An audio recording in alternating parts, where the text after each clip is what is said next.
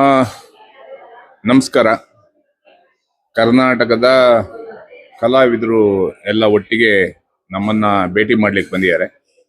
ನಾಗೇಶ್ ಅವರ ನಾಯಕತ್ವದಲ್ಲಿ ಅನೇಕ ಜನ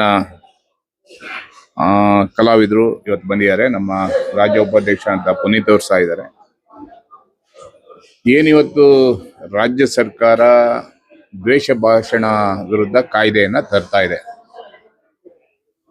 ಭಾಷಣ ಮಾಡುವಾಗ ನಮ್ಮ ಬೇಡಿಕೆಗಳು ಈಡೇರಿಲ್ಲ ಅಂದಾವಾಗ ಅಥವಾ ನಮ್ಮ ಮನಸ್ಸಿಗೆ ಘಾಸಿ ಆದವಾಗ ನಾವು ಕೆಲವೊಂದು ಶಬ್ದದಲ್ಲಿ ಸರ್ಕಾರದ ವಿರುದ್ಧ, ಅಧಿಕಾರಿಗಳ ವಿರುದ್ಧ ಭಾಷಣವನ್ನ ಮಾಡಬೇಕಾಗತ್ತೆ. ಅಥವಾ ಬೇರೆ ರಾಜ್ಯದ ವಿರುದ್ಧ ನಾವು ದ್ವೇಷ ಭಾಷಣವನ್ನ ಮಾಡ್ತೀವಿ ಕೆಲವೊಂದು ಸಂದರ್ಭದಲ್ಲಿ. ಅದನ್ನ ಹುಡುಕಿ ಕೇಸ್ ಹಾಕುವಂತ ಕೆಲಸವನ್ನ ಸರ್ಕಾರ ಕಾಯ್ದೆ ತರಲಿಕ್ಕೆ ಹೊರಟಿದೆ.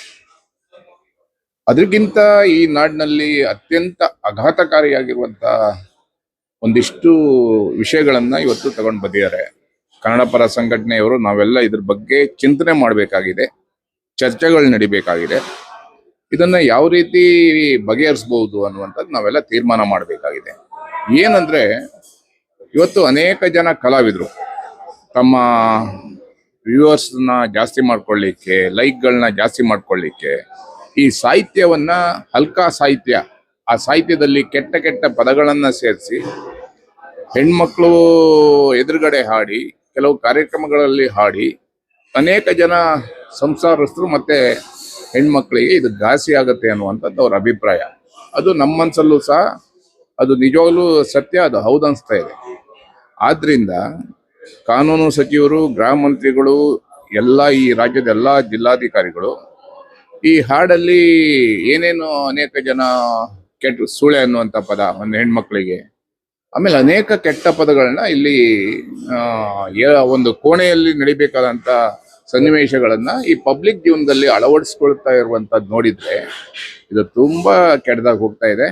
ಇದು ಈ ಕೂಡಲೇ ಇಂಥ ಹಾಡುಗಾರರಿಗೆ ನಿಷೇಧ ಮಾಡ್ಬೇಕನ್ನುವಂತ ಒತ್ತಾಯವನ್ನ ಮಾಡೋದ್ರ ಮುಖಾಂತರ ಮುಂದಿನ ದಿನಗಳಲ್ಲಿ ಎಲ್ಲ ಕನ್ನಡ ಪರ ಸಂಘಟನೆಗಳು ಚರ್ಚೆ ಮಾಡಿ ಸಾರ್ವಜನಿಕ ಸಭೆಗಳಲ್ಲಿ ಈ ರೀತಿ ಹಾಡುಗಳನ್ನ ಹಾಡಿದ್ರೆ ಮಹಿಳಾ ಸಂಘಟನೆಗಳಿಂದ ಅವರ ವಿರುದ್ಧ ಉಗ್ರವಾದ ಪ್ರತಿಭಟನೆಯನ್ನ ಮಾಡಬೇಕಾಗತ್ತೆ.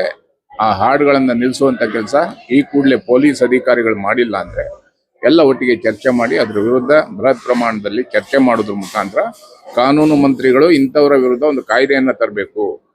ವಾಕ್ ಸ್ವಾತಂತ್ರ್ಯ, ಹಾಡು ಎಲ್ಲಿ ಹೇಗಾದ್ರೂ ಹಾಡ್ಬೋದು ಅಂತೇಳಿ ಹೆಣ್ಮಕ್ಳ ಬಗ್ಗೆ ಕೆಟ್ಟದಾಗಿ ಬರೆದು ಹಾಡುವಂಥದ್ದು, ಅದನ್ನ ಒಂದಿಷ್ಟು ಪುಂಡ್ರು ಪೋಖ್ರಿಗಳು ಮಜಾ ತಗೊಳ್ಳುವಂಥದ್ದು, ಇದನ್ನ ತೀವ್ರವಾಗಿ ನಾವು ವಿರೋಧಿಸಬೇಕಾಗತ್ತೆ ಅನ್ನೋ ಎಚ್ಚರಿಕೆಯನ್ನು ಕೊಡ್ತಾ ಇದ್ದೀವಿ. ನಮಸ್ಕಾರ.